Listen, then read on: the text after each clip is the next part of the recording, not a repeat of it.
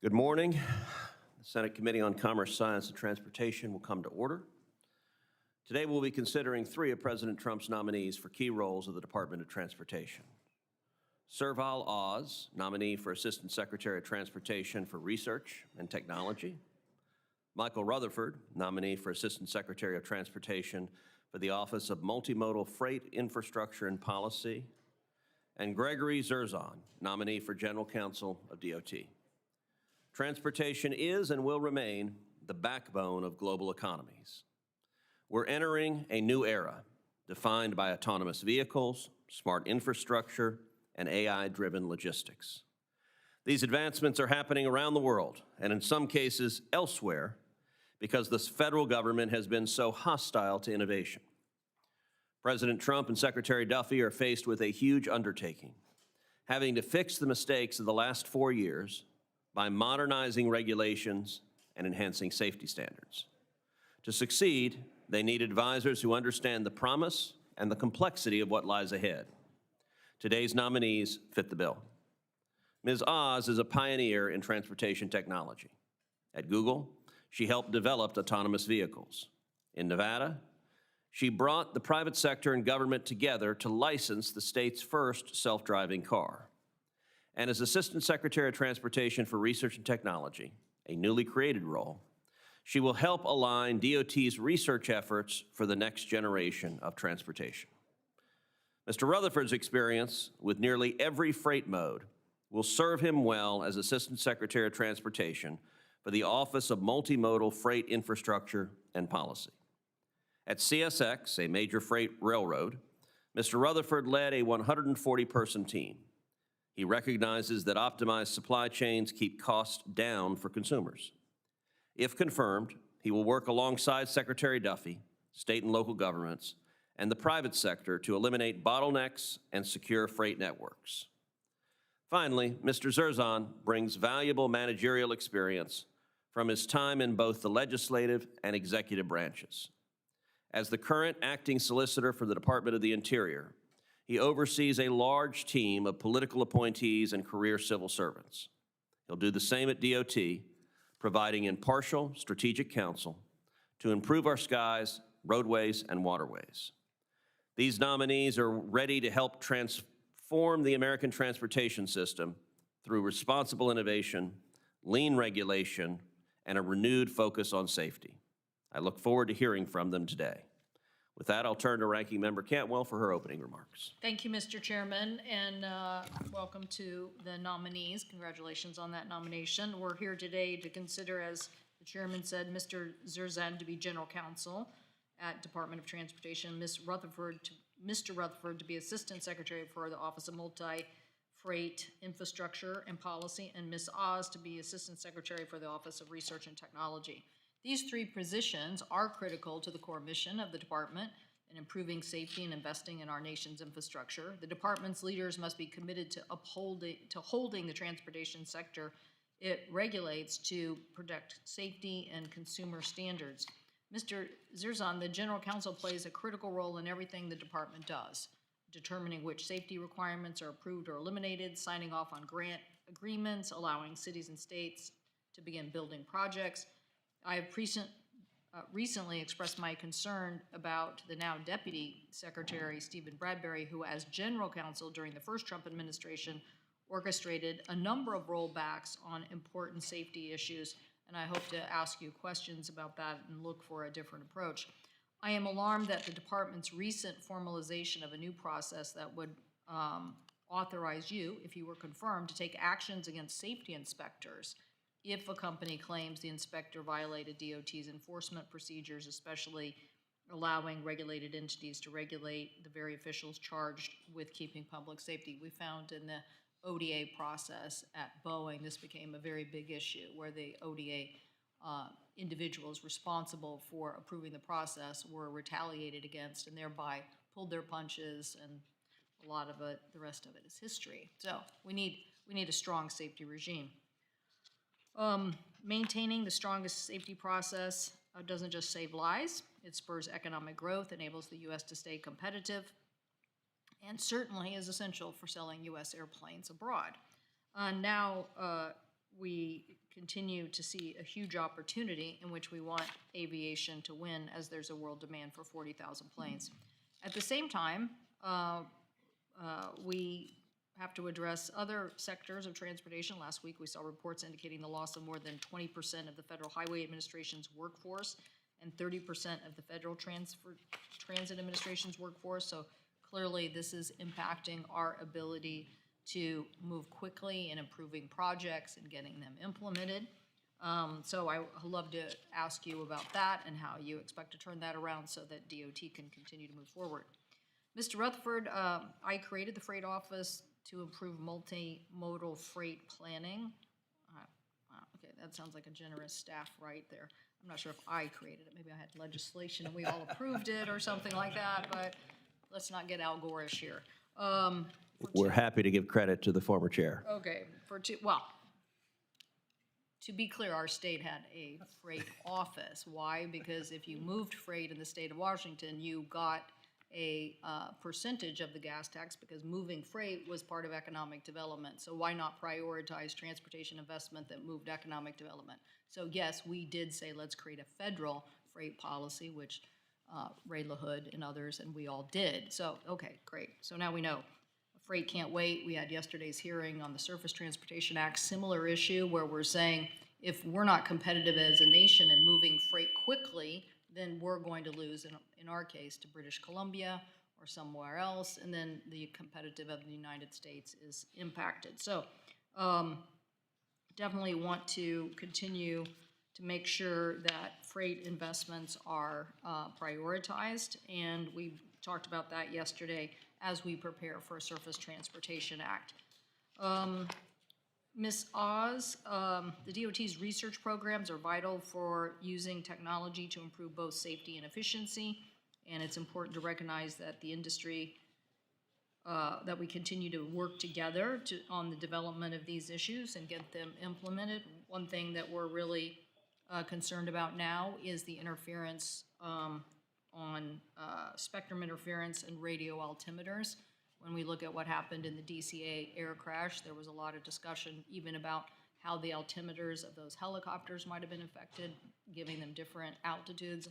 And as the previous implementation and discussion between DOT and NTIA, a lot of confusion over how to have the airline industry safely transmitting and the interference that might occur with 5 and 6G. So look forward to asking you questions about that. Clearly, we have a lot to do to continue to improve transportation. I'm excited about the opportunities, excited about the continuation of drone technology, which we have championed here in the committee for many years, and the applications are so numerous and continuing to pay dividends. So obviously, DOT has a very big role here to continue the rollout of that drone technology, and so look forward to asking about that. Thank you, Mr. Chairman. Thank you. I now recognize Ms. Oz for her opening statement. Chairman Cruz, Ranking Member Cantwell, and distinguished members of the committee, thank you for the privilege to appear before you today. I'm deeply honored and, to be candid, profoundly aware of the magnitude and urgency of the task ahead. The challenges are formidable, but the chance to shape the future of transportation and American innovation is even more compelling. I would like to acknowledge President Trump's unwavering commitment to ensuring that the U.S. Department of Transportation showcases the very best of American innovation and technology leadership. I wish to thank Secretary Sean Duffy for his confidence in my leadership and entrusting me with the responsibility of delivering the safest, most efficient, and forward-looking transportation systems. I'm grateful to my family and friends for their love and support throughout my journey. My daughter, a proud Johns Hopkins graduate, is currently performing opera overseas, and while she couldn't be here today, I'm blessed to be joined by my friends and colleagues. I begin with a simple but bold premise. I believe in the mission of saving lives.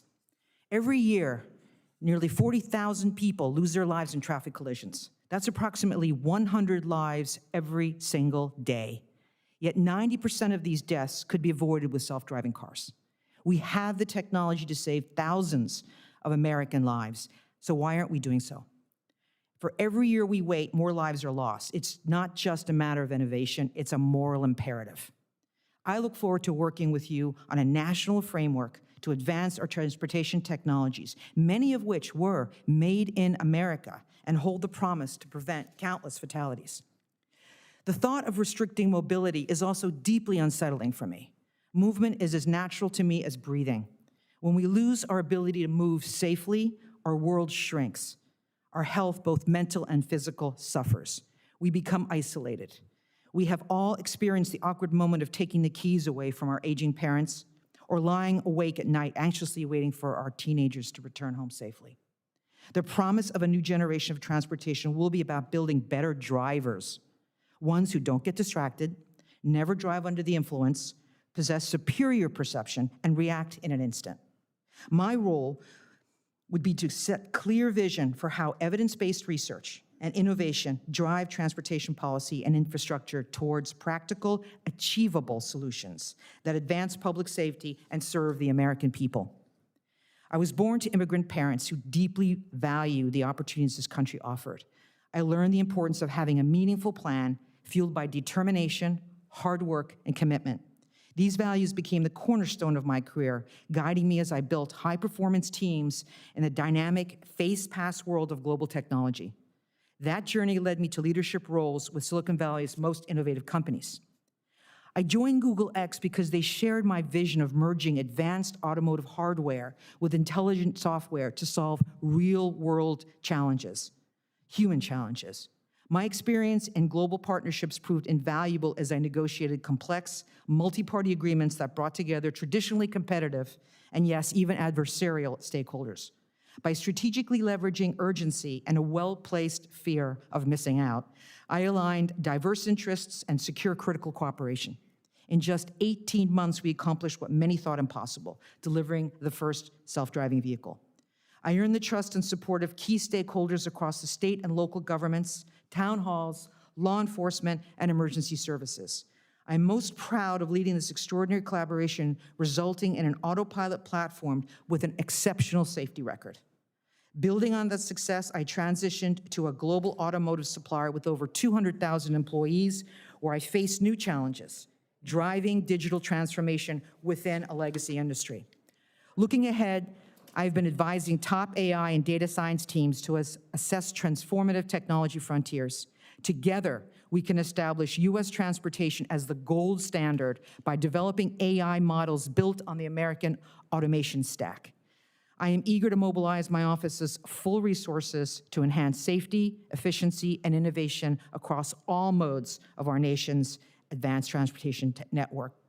In closing, I've been in the lion's den of the $4 trillion automotive engine, projecting to grow to $7 trillion over the next decade. The Department of Transportation is our national pride for demonstrating U.S. leadership and driving the economic engine of our nation. This moment is not years away, it is now. I shared parts of my journey with you today to underscore that everything I've done, academically and professionally, has prepared me for this precise moment. We stand at the threshold of a generational opportunity that will define the future not only of transportation, but of American economic growth, innovation, and global influence. Success will require competent and skilled leadership to earn the public's trust. I respectfully ask for the support of the Senate Committee on Commerce, Science, and Transportation in achieving these vital goals. I look forward to answering your questions today. Thank you. Mr. Rutherford, you're now recognized for your opening statement. Well, member of the committees. Thank you for the opportunity to be here today. It is an incredible honor to be President Trump's nominee as the Assistant Secretary of the Office of Multimodal Freight, Infrastructure, and Policy, more simply referred to as the Freight Office. I'm grateful for the confidence placed in me by both President Trump and Secretary Duffy to lead this relatively new office and to shepherd its continued development under their leadership in the years ahead. I'm also grateful for my family who is here with me today. My wife, Francesca, who's not just the love of my life, but, pardon me for saying senators, the most interesting person that I've ever met. She's joined by our daughter, Maria Victoria, a rising freshman and research scholar in the honors program at the University of Florida, and our 12-year-old son, Giancarlo, a source of both great pride and constant entertainment. As I sit here today before the Senate Commerce, Science, and Transportation Committee, I'm aware of the expectations for this position, especially outside this room. Industry has long lamented the fact that freight doesn't vote. The introduction of the Freight Office was hailed as finally giving a voice to freight. While much has been accomplished, still much more is expected. I worked in industry.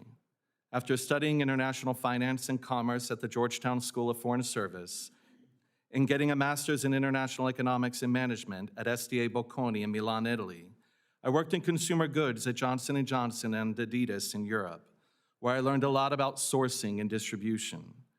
Then I joined CSX in 2008, starting out in intermodal before ultimately managing everything moving on the railroad except intermodal and coal. During that time, I participated in a number of strategic initiatives like the National Gateway Infrastructure Project, launching the UMAX Interline Container Program in conjunction with Union Pacific, championing 50-foot boxcar reinvestments, and assisting customers during the rollout of precision scheduled railroading. It is my sincere hope that all those who have long promoted the creation of a high-level freight office will view the first Assistant Secretary appointment of someone with my industry experience as a reflection of the commitment by President Trump and Secretary Duffy to advance the cause for freight. The mission of the Freight Office goes well beyond simply creating ease of doing business by establishing a primary, though not sole, point of contact for all things freight-related. Ad hoc coordination must make way for a more systematic and holistic approach to freight planning throughout US DOT, while partnering with state DOTs and across the administration as appropriate.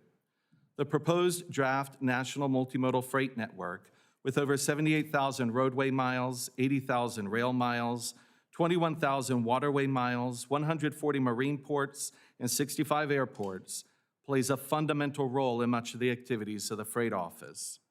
Given this significance, we must get it right. If confirmed, the Freight Office will follow up on all concerns regarding the current draft, including those regarding missing mileage in some states. Building upon this work, the National Freight Strategic Plan aims to drive and align with state DOT freight plans to bolster economic growth and international competitiveness based on a shared vision of the future. In addition to addressing bottlenecks and bringing key infrastructure back to a state of good repair, this requires identifying critical freight facilities and corridors with vital interconnections to enhance overall performance of our nation's freight system. And if confirmed, I will work to ensure the timely update of the National Freight Strategic Plan consistent with current market dynamics, including shifting trade flows, the reshoring of manufacturing, and a renewed emphasis on industries of national importance. I will also seek to ensure that freight grant programs within the Office of the Secretary and across US DOT support key priorities of proper federal interest. Another key function of the Freight Office is to facilitate data sharing opportunities among freight stakeholders. Recognizing that you cannot manage what you do not know, Freight Logistics Optimization Works, or FLOW, provides freight stakeholders with invaluable supply chain visibility, enabling them to react more proactively to forward-looking changes in the operating environment at our nation's ports. Despite early successes, there is still so much more that the Freight Office can do to build upon these earlier efforts. If I am fortunate to be confirmed as the Assistant Secretary of the Office of Multimodal Freight Infrastructure and Policy, I will devote myself to helping the Secretary promote safe, efficient, and resilient freight transportation across all modes and along the full spectrum of supply chain and logistics, from sourcing to distribution, from America's heartland to the big city and beyond. Thank you, Mr. Chairman. That concludes my statement, and I'd be happy to answer the committee's questions. Thank you. Mr. Zerzan.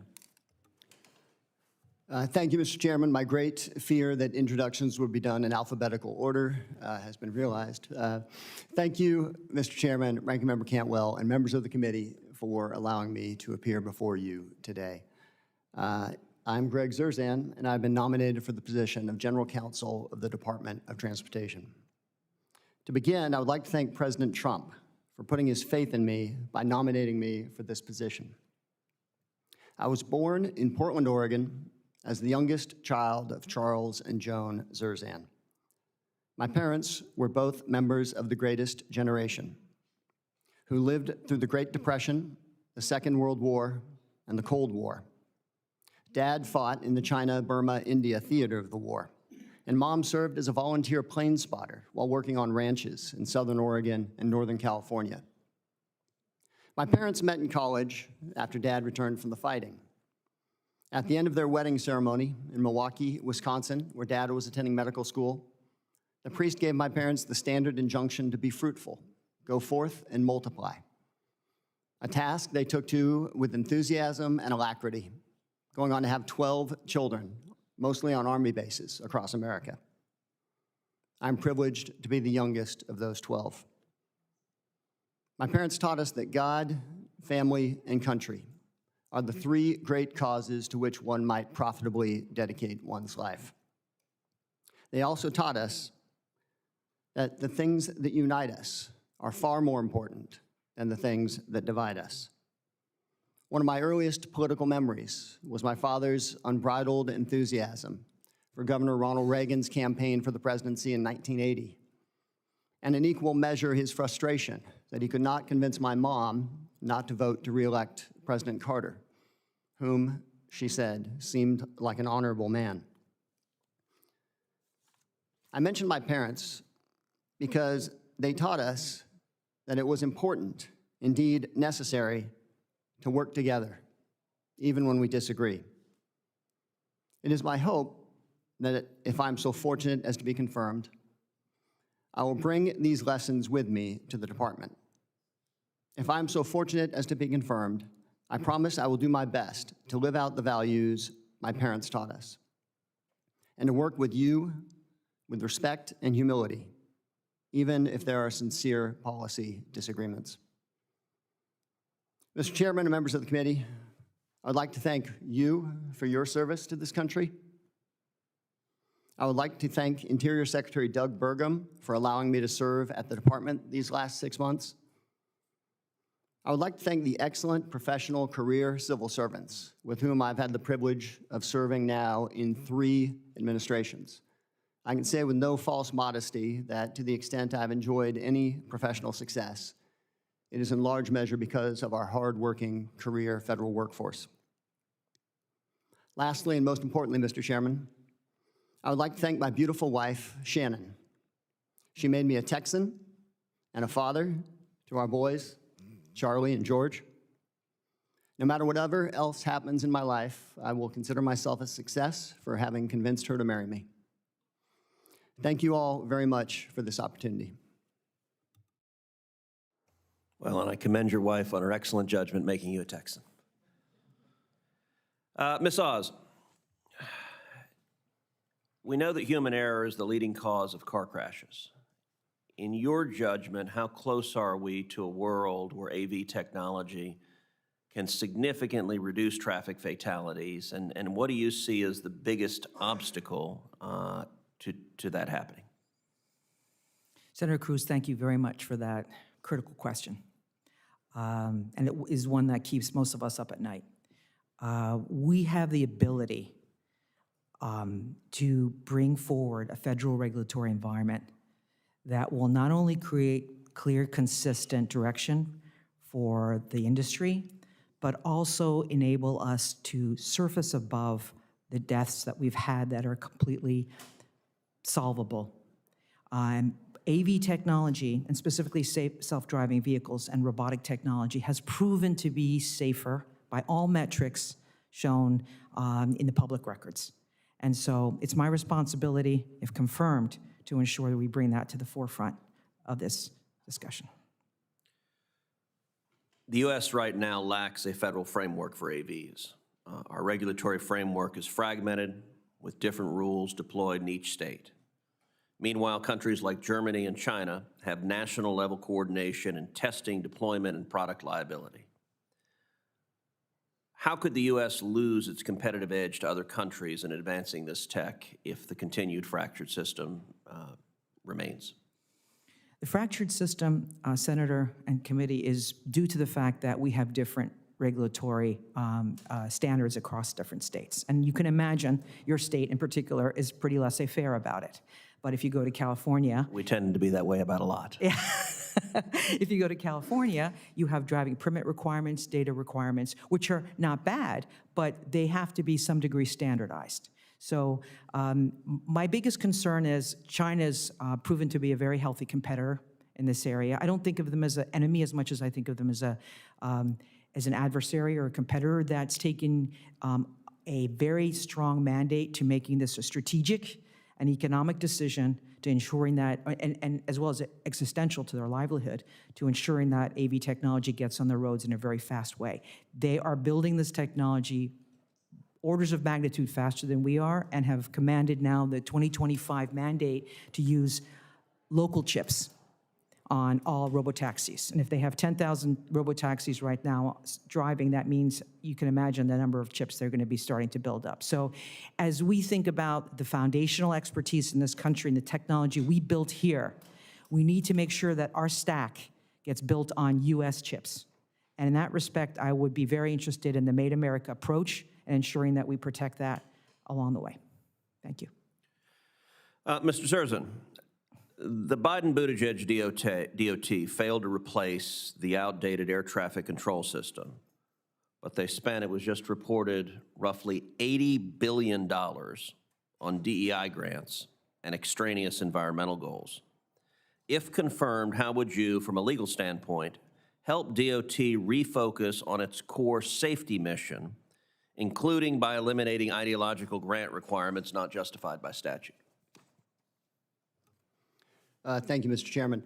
I believe it is important for the department to follow the laws that Congress has passed. And so to the extent extraneous matters are put into rulemakings or other policies that are not justified by the law, those should be addressed and remedied. Obviously, I'm not at the department, so I don't have a great deal of familiarity with Secretary Duffy's approach in this respect, but I can say at the Department of the Interior, we have taken very seriously the President's mandate to ensure that the laws are being followed and that there are not extraneous matters being included in our regulatory policies. Thank you.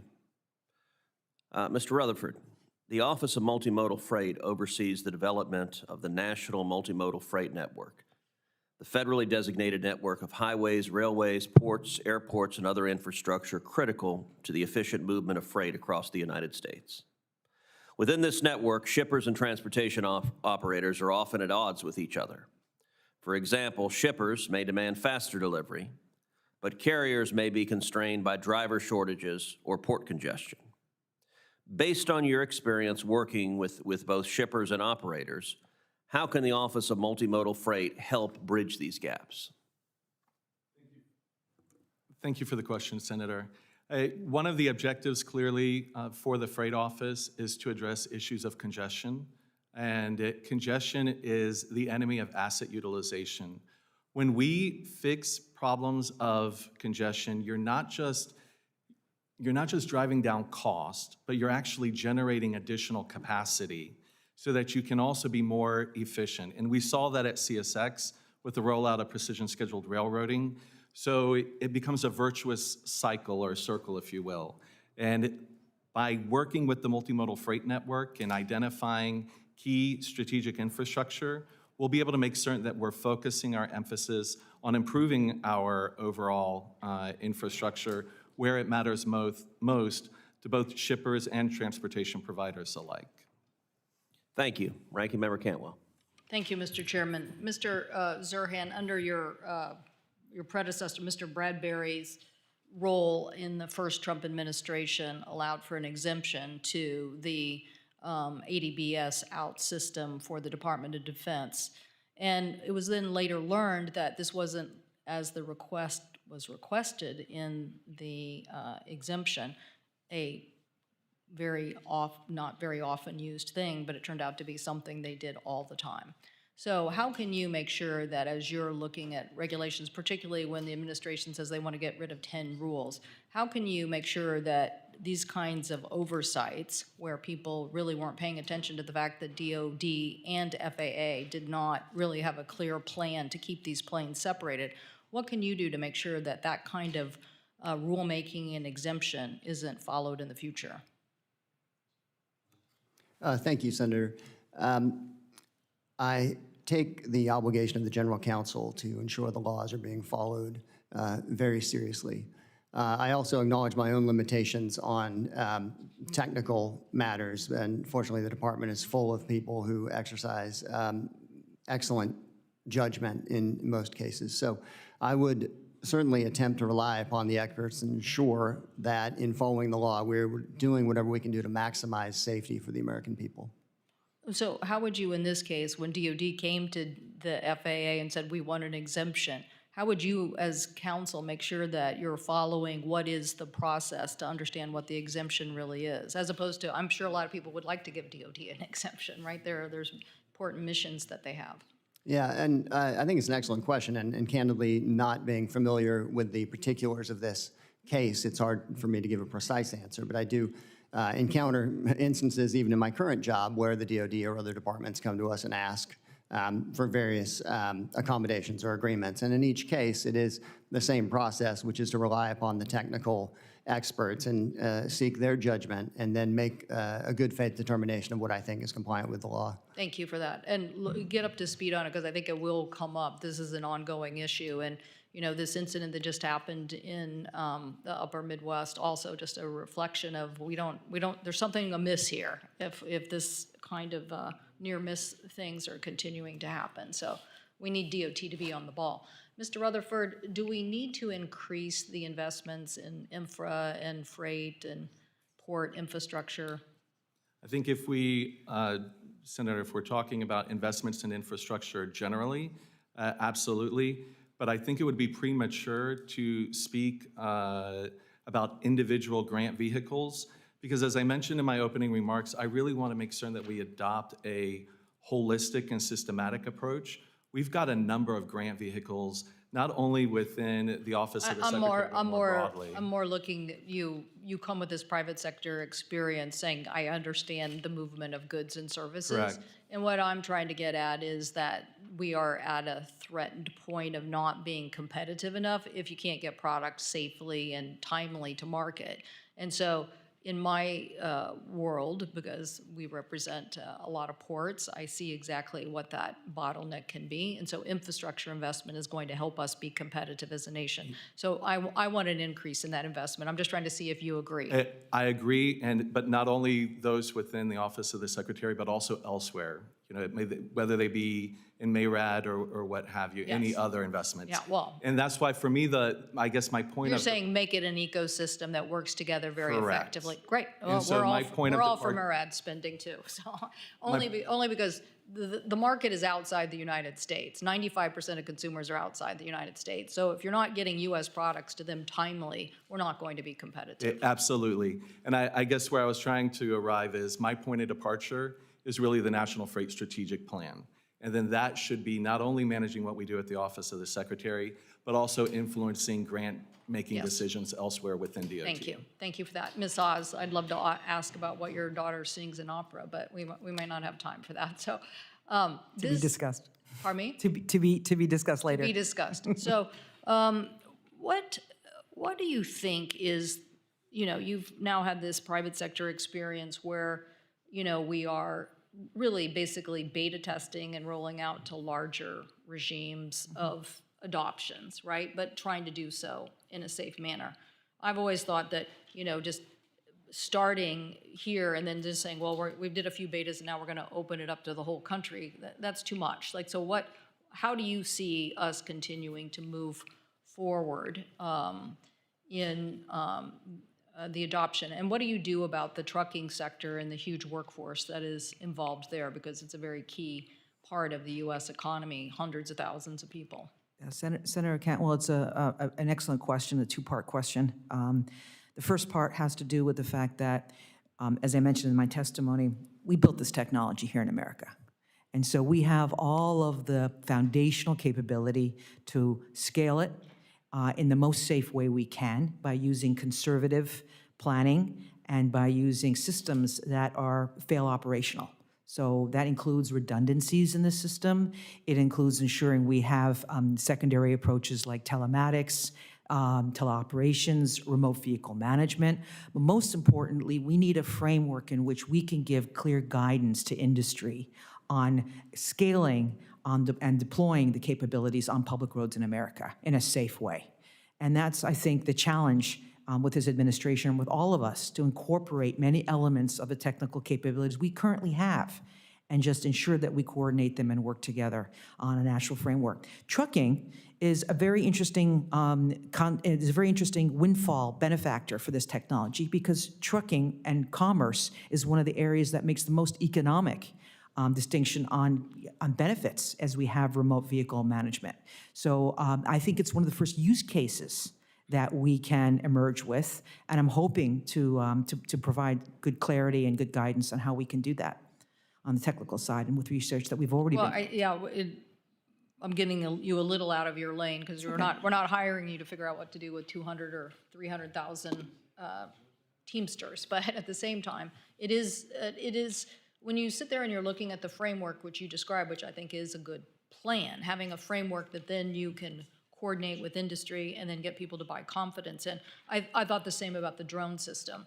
We had people, visioning lots of drone use in the Northwest for a long, long time. I think we started 2001 with pushing the FAA to keep moving forward. So here it's the same thing, but you also have a huge employment sector. Unlike the drone industry didn't have that, existing workforce issue. So we'll look forward. My time's expired to discussing this more with you. Thank you. I appreciate it. Thank you, Senator. Thank you. Senator Schatz. I'll defer to Senator Curtis if he's ready.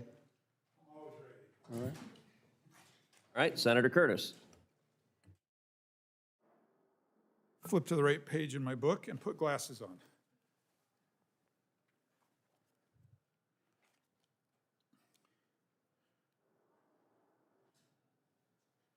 All right, maybe I was a little over-optimistic. Okay. Ms. Oz, Mr. Rutherford, and Mr. Zerzan, did I get that correct? Thank you all for being here today, and congratulations to each of you. I've greatly enjoyed the opportunity to work with Secretary Duffy this year, and I appreciate the leadership he's brought to the department. He's shown a great interest in Utah. He's personally been out there, and Utah has recognized that and is very appreciative.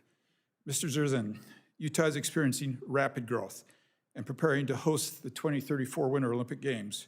With that comes mounting pressure around environmental review, timelines, and permitting processes. How can DOT's legal office help streamline these processes while maintaining integrity and fairness? Thank you very much, Senator. It's an important question. The Supreme Court's recent 7 counties decision has certainly facilitated NEPA reviews that I hope are more consistent with what was intended by Congress. So that alone will help expedite the review process and hopefully mitigate some of the litigation risk that has delayed projects of all kinds. At the Department of the Interior, we have worked on facilitating streamlined processes that are focused on what is required by statute, as opposed to other extraneous matters which may indicate policy preferences, but which ultimately end up slowing the process of permitting important projects. At the department, I would hope to help bring some of those same permitting reform ideas that are designed, again, to streamline the process while also ensuring environmental integrity. Thank you. Mr. Rutherford, how do you plan to partner with State Department of Transportation to ensure freight planning reflects both national priorities and state-specific needs? Thank you for the question, Senator. Obviously, there are a number of things within the actual functions of the Freight Office in terms of the review of the individual state DOT freight plans, the development of the National Freight Strategic Plan. But I think what's really important is that we both seek to drive and align. The National Multimodal Freight Network is one area where we do that, where we make certain that all of the strategic inventory of our nation's infrastructure is properly captured, because that's a point of departure not only at the freight office, but also for many of the individual state DOTs. And I think also the work, similar to what Secretary Duffy has talked about last week, this need to identify initiatives of proper federal interest that are going to be strategically important. By identifying them more clearly, it will help us, for example, at the freight office, if confirmed, to respond to questions like those from the Government Accountability Office about exactly what do we mean by an exemplary project. Thank you. Yeah, that's Thank good. you. Thanks, Ms. Oz. Utah has established itself as a leader in transportation innovation, thanks to strong leadership from the Utah Department of Transportation and willingness to invest in new technologies like electric aircraft. I'm interested in your perspective on how the United States is competing with China when it comes to innovative transportation technologies. Senator Curtis, thank you very much for that important question. But I wanted to also say thank you for your staff for meeting with me during my recent visits to the staff office. I enjoyed our conversations around energy. So the biggest problem we have, and specifically with China, I think, is that what your question is? Correct. Yes. China has mandated, as of their 2025 program, which is in effect right now, the asset commitment, the capital commitment, the unilateral decision-making of investing in this energy sector and automatic driving sector in a very big way. And as of recently, they are selling more cars than we are. They own about 70% of the EV market, and they're building on the chipsets that they've developed in the country locally, and probably to expand to other countries in the region. The U.S., in my estimate, built this technology, as I discussed earlier with Senator Cantwell. We need to own it. We need to build regulatory involvement around it and have the very best research that gives direction for that capability. So that means that unilaterally we have to decide we want to make this part of our agenda, which the President and the Secretary Duffy have prioritized. So I guess I hope to support that effort going forward. Thank you. I'm almost out of time. I'd just like to double down with all three of you that Utah is ready to be innovative and to lead, and I know the Secretary is as well. And any chance that Utah can be part of any innovation or things that you want to work with and experiment with, we'd love to have those conversations. And with that, Mr. Chairman, I yield my time. Thank you. Senator Schatz. Thank you, Mr. Chairman. Thank you all for your willingness to serve. I have three questions, and they're all for Mr. Zerzan. Thank you for being willing to step up, and thanks to your family for the sacrifice. And I'm going to caveat this with, I know you're not in the government, and I know that's an easy way not to answer the question and a perfectly fair way to not answer the question. So I'm actually trying to get to how you would approach this problem, because you would be within your rights to say, well, I don't know yet, but I want you to try to answer this. The department, and I have a good relationship with the Secretary, the department froze around 3,200 grant awards for review. And you know, I've spoken with him both publicly and privately of the problem of all of them being frozen and then the bandwidth problem of unfreezing them individually. And he was pretty frank about the inability to process this in a timely fashion. I think we're now, out of the 3,200, somewhere between 400 and 500 that have now been approved. But this is the law. And we're now talking about billions of dollars of transportation infrastructure, nonpartisan stuff, bipartisan stuff, kind of, you know, meat and potato stuff. I'm wondering how, in the interest of fidelity to the law that we passed, both the appropriations law and the IIJA, how do we effectuate a process that doesn't end up, you know, taking us 5 years to get money out that's been approved, you know, a couple of years ago now? Well, thank you very much, Senator. Manpower is, you know, a great way to solve a lot of problems. So ensuring that you have eyeballs on the grants. I will tell you from my own experience, you know, President Trump had ordered a review of all spending in order to ensure that the taxpayer dollars are being used faithfully. At the Department of the Interior, we go through each individual grant and review and see, because the government is very good at putting in clauses for allowing it to do things like pause its spending. And so to the extent there is a justifiable reason for doing so, then we've put a pause on it. If there's not, then the money goes out the door. So I completely sympathize with what you're saying, and I'm familiar with the challenge. I just want to offer that just operationally, we may have to invert the assumption, right? You may want to review for impropriety or, noncompliance with the law or some other reason to freeze. But I think that as long as the Department of Transportation professionals have worked with the State Department of Transportation to engage, that our assumption should be that that is lawful, subject to review, not that all of it doesn't go until it's individually sort of reapproved. And because if we do that, and again, I'm not trying to, reduce the prerogatives of the department to align better with the new president's priorities and the new secretary's priorities, but you're just not going to get through this list, and you're going to get people on a bipartisan basis, pretty angry.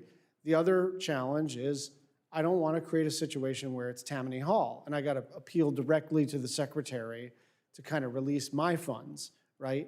And then it's a mayor and a swimming pool in your council district, and that's not the way that we do transportation infrastructure. So this is not working right now, and I think the secretary would agree, but we need a new process, because more manpower, what's going to happen. It's going to take months to just fund, hire, train, and then we're into next year, and we will be 1/3 of our way through the list. This thing is going too slow.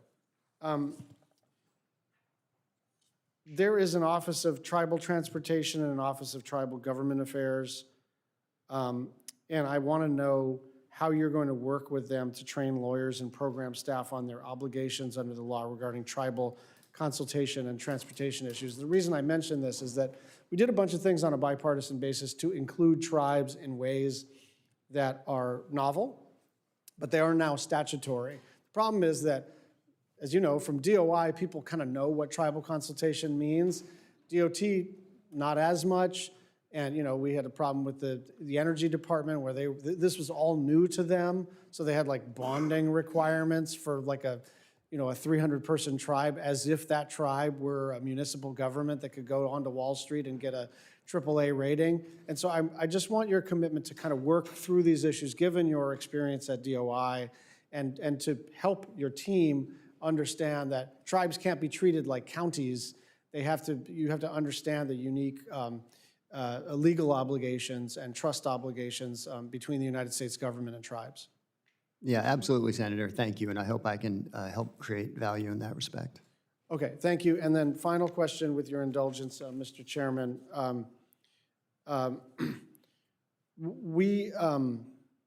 In the last FAA reauthorization, I passed a law to create a standalone aviation consumer protection office to further empower this function at DOT. It's not fully established because it was subject to appropriations, and we haven't appropriated money for this purpose. So that functions would reside under the GC's shop, and I just want your commitment to just fight for consumers in the aviation context, and for us to be able to work together on a couple of specific things. There were some rulemakings that I think were broadly popular and rational, and I'm hoping we can work together on just protecting aviation consumers. Thank you, Senator, absolutely. Thank you. Thank you. Senator Lujan. Thank you, Mr. Chairman. Thank you all for being here today. Ms. Oz, is the safety of the American people on America's roads important to you? Critical, Would you say it's a top priority? yes. Would you say it's a number one priority? It's a critical priority, sir. Appreciate that. You worked at Google X, is that correct? That is correct, sir. On their self-driving cars? It's my understanding that they logged over 100,000 miles on public roads. Is that about right? More than that. More than that? And there was no public disclosure of that, is that correct? Well, at the time, it was much less. We're talking about 2010 period, I presume, right? The testing was in compliant with what the company had? You were on the team at the time and later defended this question saying, quote, keeping the project quiet enabled Google to test under the radar of public opinion and lawmakers.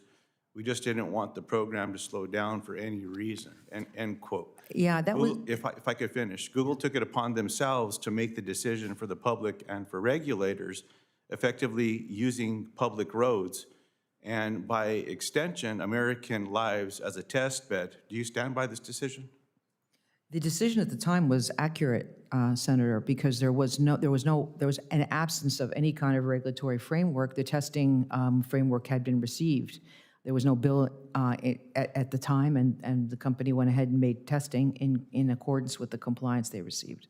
Do you believe that innovation should be prioritized over public safety and oversight? Absolutely not. Do you stand by that decision then at the time? I was not in the company during that period, during that 2010 period when the vehicles were being tested. I came in 2011. So the comment you're making, sir, was much later on.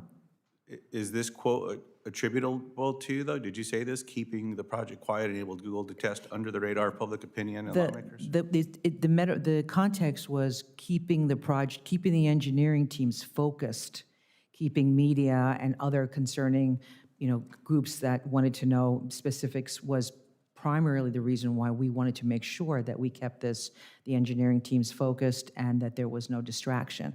That was the metaphor that was used to describe that in the context. Is that your quote, though, the one that I'm reading? Probably, yes. Probably? I have to see it, but I would imagine I made a comment. I'll get that to you. I'll submit that into the record so that we can be certain there. What steps will you take to assure that this committee that you'll prioritize safety of the American people over interests of the industry? While we were at Google and developing the program, I was presiding over some of the work that was being done to ensure that we had a program that could not be sinkable, sir. So that meant having extremely caution exercised at every node on the point of departure to recovery, or to return of the vehicle to the home base.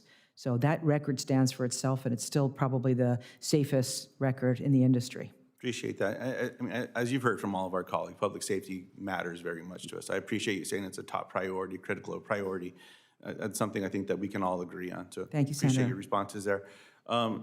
Zerzan, you are currently the acting solicitor and principal solicitor at the Department of Interior. Is that correct? Yes, sir. And you previously served as the general counsel and chief administrative officer at the Department of Interior. Is that correct? No, sir. I think that was maybe an energy company I was in that role at. Appreciate that. So would you say you have experience leading a major legal office and advising on federal law and regulatory issues? Yes, sir. Do you have substantive legal experience in transportation law? Not with respect to the department itself, but given the interconnectedness of transportation with everything we do in this country, it's unavoidable.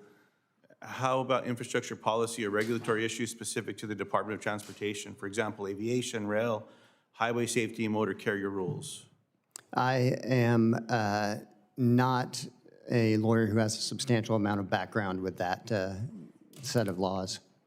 Now, the Department of Transportation General Counsel typically needs deep knowledge across transportation-specific sectors.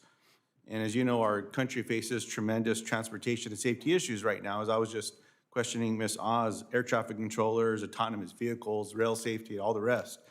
This administration just continues to baffle me with its staffing decisions. There's experts out there that are deep in all of this policy. I appreciate your honesty and your candor in that response, sir.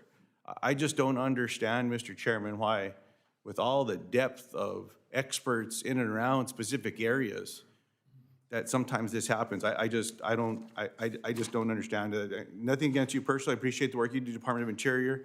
I'm sure you are fabulous with the energy companies that you've supported as well. We should nominate you to be at the Department of Energy, or we should put you back into this spot at the Department of Interior, because you're doing well there. But nonetheless, that's just my opinion. Mr. Rutherford, one question I guess I have for you, sir, is January 6th. I'm sorry to bring this up again, but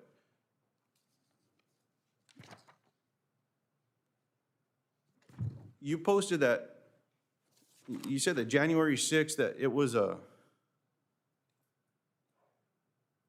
disruption. You said that your father, a former congressman, was one of the few to continue to vote against certifying the votes after the January 6th disruption. Would you call January 6th an insurrection? Mr. Senator, I'll tell you, I'm the son of a policeman. My father, who's a congressman, and I certainly don't condone violence against members of our law enforcement. So if you're speaking to that, that's one thing.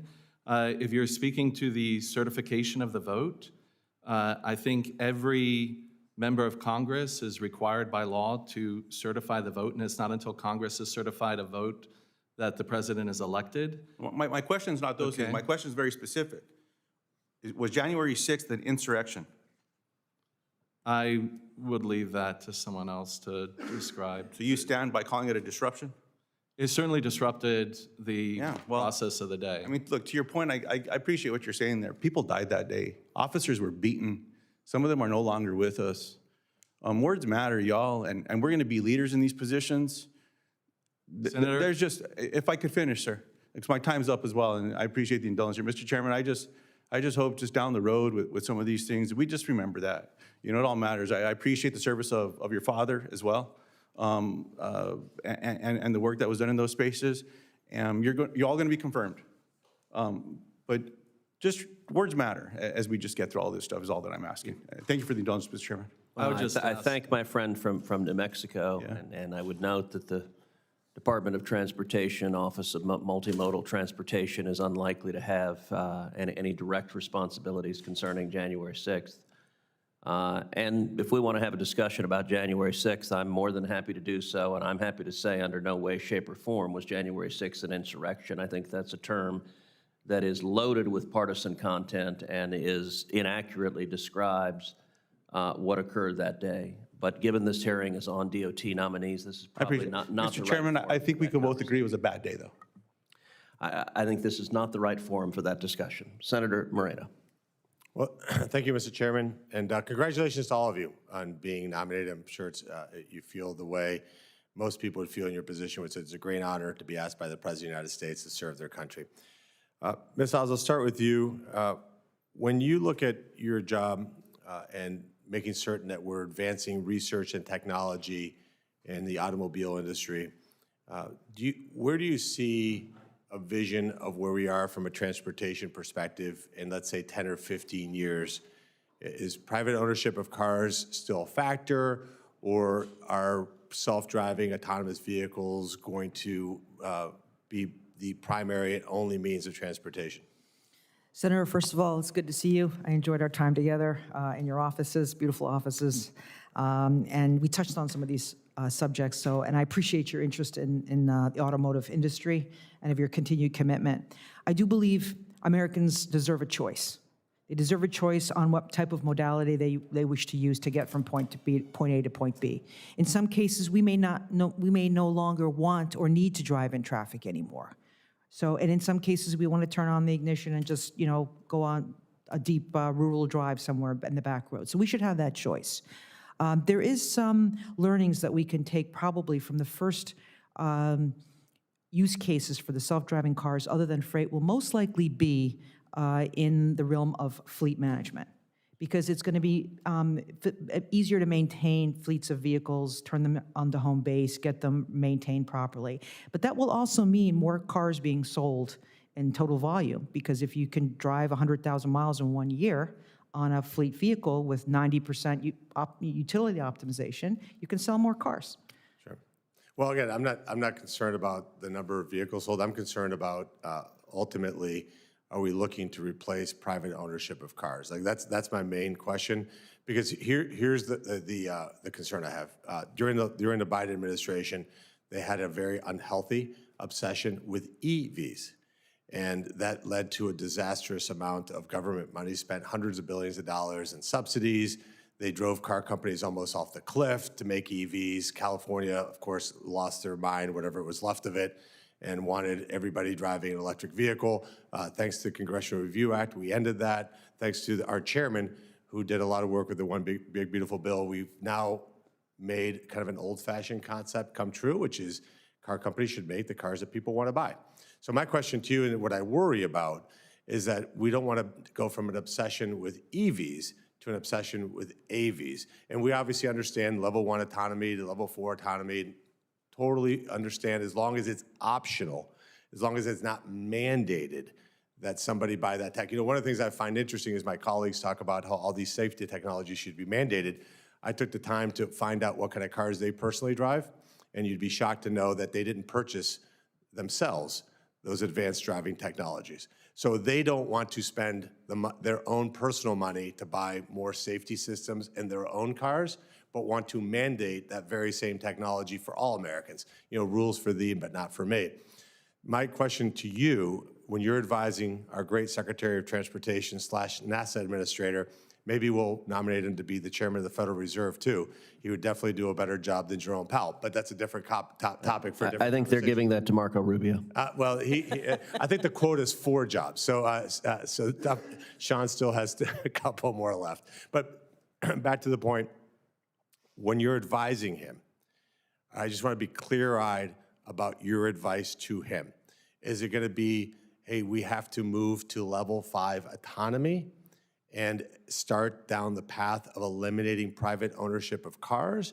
Or is this, how do we invest more in level 1 through level 4 to drive those technologies to be less expensive so that more customers on their own, like my colleagues who currently have not chosen to buy those technologies because maybe they thought they were too expensive to have them? It's a big difference in that conversation.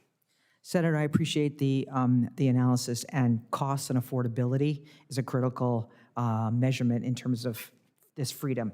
And I think we support, and I will support all of the above in terms of level 1 through level 4. I don't think we'll see level 5 in my lifetime, but I do think that we can see this capability deployed on all different types of engines, whether they're ICE or electric. So in that case, I think I would support your view on this. Thank you. Yeah, because what I don't want to live is in a dystopian future in which big tech controls the transportation industry in America. You know, as you know, and we talked about this in my office, America did not invent the automobile, but we invented what the automobile became. And the automobile is the ultimate expression of freedom. The idea that I'm here in Washington, D.C., I can go wherever the heck I want in a car that I own. Not controlled by big tech, not controlled by government. I can decide what kind of car I buy with my own money. It's a concept that my Democrat colleagues over the last 4 years lost sight of. They said all of the above. They said we want to give consumers choice, but in reality, the heavy, heavy hand of government was taking away those choices. And I just want to be incredibly clear that from your perspective, this is not about mandating or driving America towards the point in time in which the only people that control transportation in this country is giant technology companies that would mine our data and have complete control over our lives because it can control where we went and how we went there. I just want to be clear that that is absolutely not something that you would support. I will support the freedom of choice and the freedom to drive in this country because it's a part of our way of life. Okay. Thank you. Thank you, Mr. Chairman. Thank you. Senator Kim. Thank you, Chairman. Mr. Rutherford, I'd like to start with you. You know, the FAST Act of 2015 required the Department of Transportation to establish a national multimodal freight network to assist states in strategically directing their resources, improving performance of our freight system. OSTF is currently in the process of developing this network and has published a draft map for public comment, includes the rail line, highways, ports, rivers, and airports. I believe that this effort is crucial for effectively modernizing these systems and can serve as a larger purpose as well as to help guide our own support. So I just wanted to ask if you could commit that the National Multimodal Freight Network be finalized under your leadership should you be confirmed.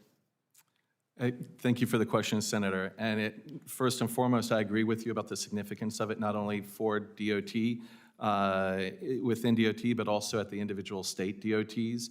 It's a key area of alignment across the federal, state, and local levels, and finalizing that is certainly a priority day one if confirmed.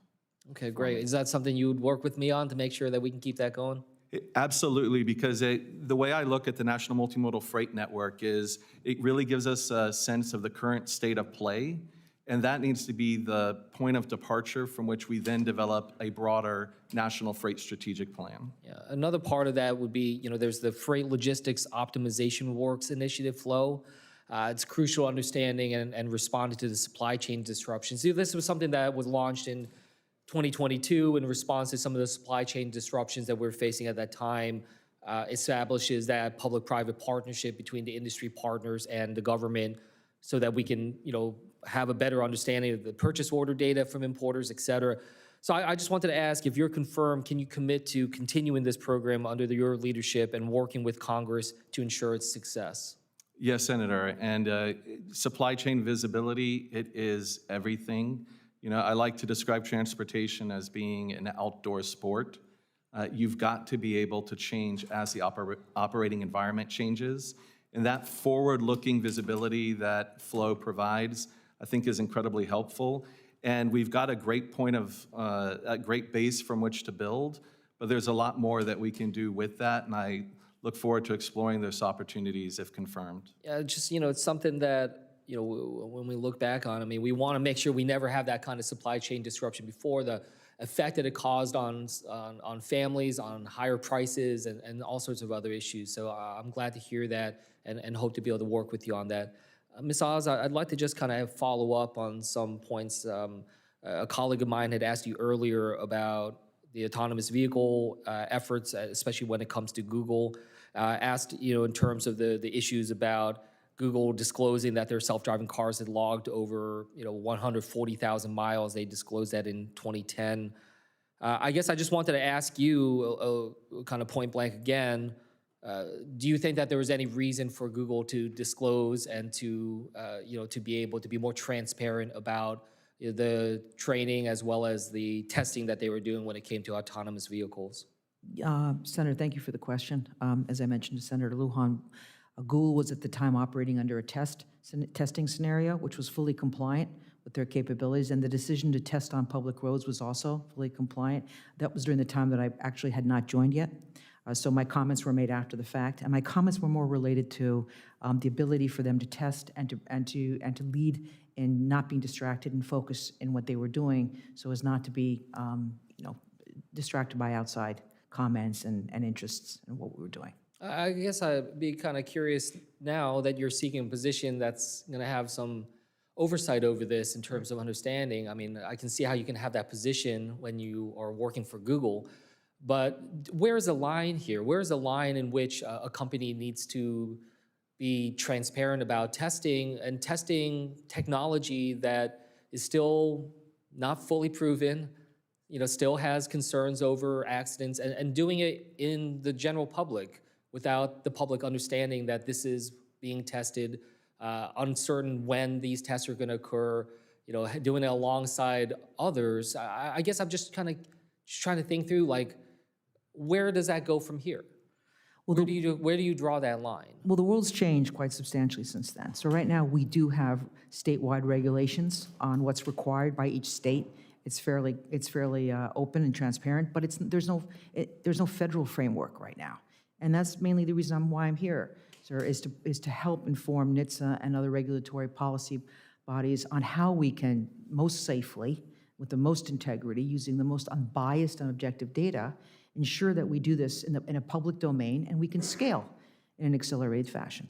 Yeah, I guess, just as I'm wrapping up here, I guess I just want to raise a point. I understand that, and I do think that there needs to be conversation about a federal level, across the states as well, you're talking about it. But I guess it just makes me uneasy about what position you would take, when it comes to your position. If your position is going to basically stand by, the kind of approach that Google and other companies should just be able to do whatever they do because any type of public criticism or transparency is going to get in the way, is going to, distract them, I think is the word that you use. I don't think congressional oversight or our ability to look into what companies are doing is about distracting these companies from what they're doing. I do think that there should be public transparency. So I just raise that I'm worried about what position you will take when it comes to federal rules, federal approaches to this all. And with that, I'll yield back. Thank you very much, and I want to thank each of the nominees for being here. Mr. Oz, Mr. Rutherford, Mr. Zerzan, my final question is required of all nominees. If confirmed, Do you pledge to work collaboratively with this committee to provide thorough and timely responses to the committee's requests and to appear before the committee when requested? I do, Mr. Chairman. I do. Yes, sir. Thank you. Senators will have until the close of business on Friday, July 25th to submit questions for the record. The nominees will have until the close of business on Monday, July 28th to respond to those questions. That concludes today's hearing. The committee stands adjourned.